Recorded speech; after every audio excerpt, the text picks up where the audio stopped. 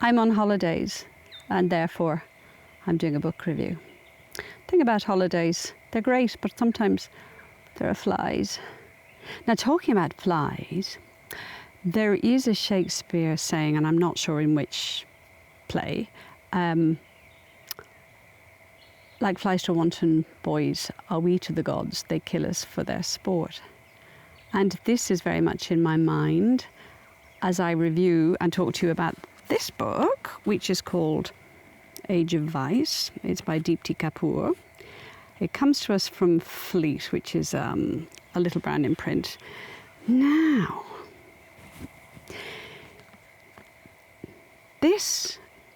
my quote about the gods, this epic feel that we get from those sort of very tragic and violent and revenge-filled myths of the gods punishing people for behaving in a particular way, it sort of translates very well to this book that I've just finished reading, because it draws on those very same distribution of power and the sort of the helplessness of the underdog.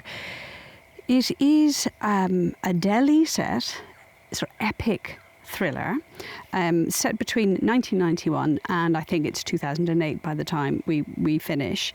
And it is a little bit like a mix for me of, I know people have said The Godfather, and I said, well, yes, The Godfather. If you've watched the TV show Succession, you get that sort of feel in here as well. A little bit of Rohinton mystery, who very much works on the sort of the fate and destiny and, overcoming all obstacles or not. And Caste, and a little bit of Arundhati Roy. Those, obviously, those big, sweeping epics. It's basically we've got three protagonists in this at the moment, and they're the ones we're most interested in. We've got AJ, who is very low caste, and he comes up through from sort of rags to riches, if you like. That's what keeps it in this sort of epic quest style writing.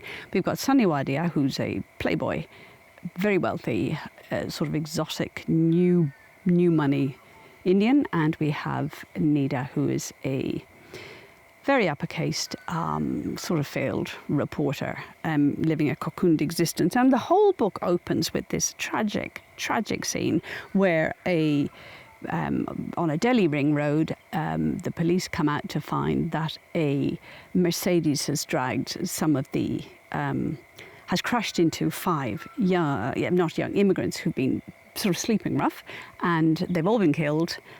There's a pregnant woman. It's all very horrible. And at the wheel of this Mercedes is a alcohol-drenched young man, lean, fit, and as the police know, they can instantly tell that he's not the wealthy, he's not from the privileged, but he's like a houseboy. So the whole novel so far is based on how did he get here? This is AJ. How did he get here? And what happens next? What happens to him? Then we go back to 1991, where you realise that when you've born literally with nothing, you're born with nothing, you're in the downtrodden, very, very lowest of the low. It just takes one small thing for everything to come tumbling down. He's got a very difficult existence. And then one day, a straying goat going into the spinach field, everything goes to hell. His family is decimated. There's all sorts of nasty things happening, and he's sold off. He's sold off into a household as a houseboy, nothing dramatic, and he learns skills how to look after his mummy and daddy. Fate intervenes, that doesn't last forever, but he gives it his best. He learns a lot, learns to speak a couple of languages, ends up in, I'll let you read how he gets there to go, and he comes into the orbit of this Sunny Wadia, who is vacationing down on the sea, and Sunny makes himself, he cannot do enough for them, for all of the guests, but especially for this Sunny, who kind of, it's about this fatal attraction, I suppose. So he ends up indispensable, attaches himself to, gets hired, if you like, and then in that circle also we find this Nida character who also has this moth to a flame, sort of a very insect today, sort of relationship with Sunny Wadia. It was a book that had me hooked in from the start. It's very, very sensational, or sensationalist, but I just think sensational. It's very slick, very sophisticated. It's very, very glamorous. It's very, very much plot driven. It's fast. You almost forget to breathe. And it's dealing with these issues as well as being sort of, it's not necessarily or yet character driven, but we're fascinated by this lifestyle. We have the three castes. We have also the sort of the viciousness of those who are in power and how corrupt they are and how they're protected by the political system. So Sunny Wadia's father belongs to and uncle belong to this group. They're ruthless. They have gangs. They don't think twice about dispensing with inferior people or people who, get on the wrong side of them. So they're gods that you mustn't thwart. I think there was a lot of dread at times because I could see things were building and dreadful things were going to happen, and I was trying to turn away from the page, but my eyes were sort of going, no, you've got to keep reading because this is so good. It is high adrenaline.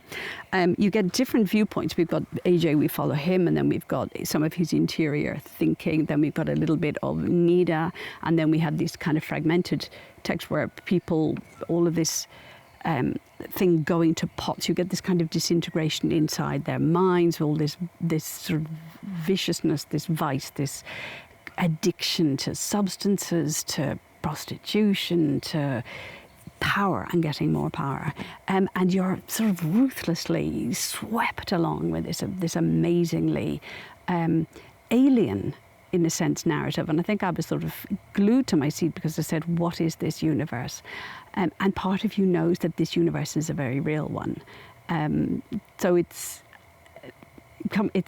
satisfying on that level as well. Look, it's the first of a trilogy. So I've said it's an epic read. We are dealing with political systems, we're dealing with ideals, and we're dealing with sort of this rags to riches. How do you, if you're that low down in the system, in order to survive, do you have to sell your soul? And I think that's what we're dealing with.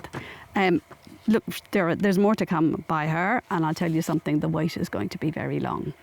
You know what to do. Go pick that. It's on bestseller lists already, but golly, it's worth it. It's a treat.